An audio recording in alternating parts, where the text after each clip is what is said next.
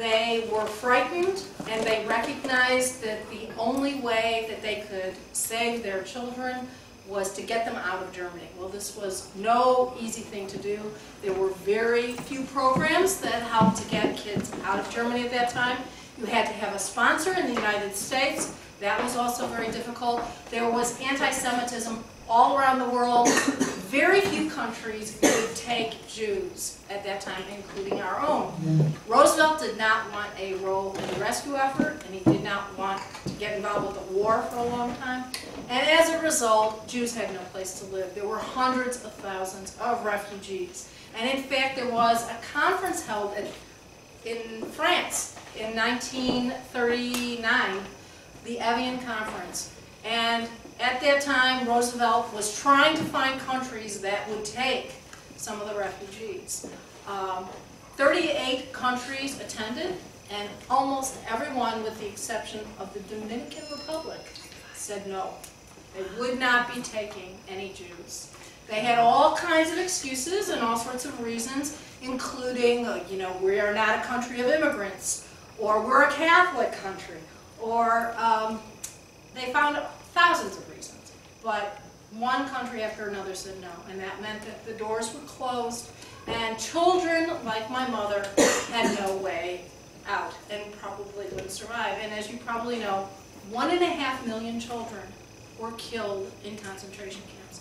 So that gives you some perspective on all this.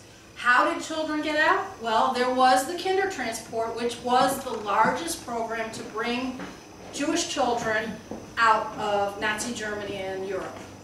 They saved 10,000 kids, and they would place them in orphanages and farms and anywhere. And that story has been told to some extent. But what did America do? And actually, up until recently, we didn't know much of what America did. And that's the foundation for the stories I'm about to tell you. So my grandparents sensed the growing anti-Semitism and made the most painful choice any parents could face, and that is they decided in order to save their children's lives, they had to get them out of their country. My mother was placed on a boat and came to this country at the age of 12. She lost everything: her language, her friends, her homeland, her parents, her whole identity. The way she coped with all of these losses is she never spoke of her own history. So as she grew up, she had divorced herself from her past. And this was a coping mechanism. When she had children, and by the way, my brother is here with me today. He's over in the porch cooling off. But when she had children, she had no history to share.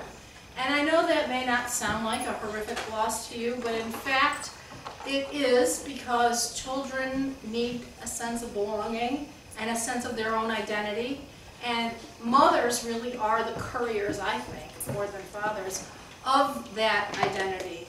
And as a result, I think I had so little understanding of who she was and why she was who she was, that I was absolutely puzzled. And really, as I grew up, I just felt she was almost a Martian. There was nobody to cross-reference her. She had no cousins. She had no mother, no father, no childhood friends, no family stories, even very few religious traditions, because she had cut it all off. She was placed in this country with a relative, and that was its own difficult situation, because while her uncle did want her in this country, her aunt, who was the American, did not want to have a child in the home. And as a result, my mother had two traumas. She had the trauma of leaving Germany and then of being placed in an unwanted home. Well, all this created a tremendous wedge in our relationship, and I really didn't understand who my mother was. When after I had grown up, had two sons of my own, and become pregnant with my third child, my mother came to me when I was 6 months pregnant, and out of the blue she said, "I want to go back to my hometown in Germany." And I said, "Now?" And she said, "Yes, now." And I talked to the doctor, and she was not in favor of this, but I felt advantage of this opportunity. This door may never be opened again.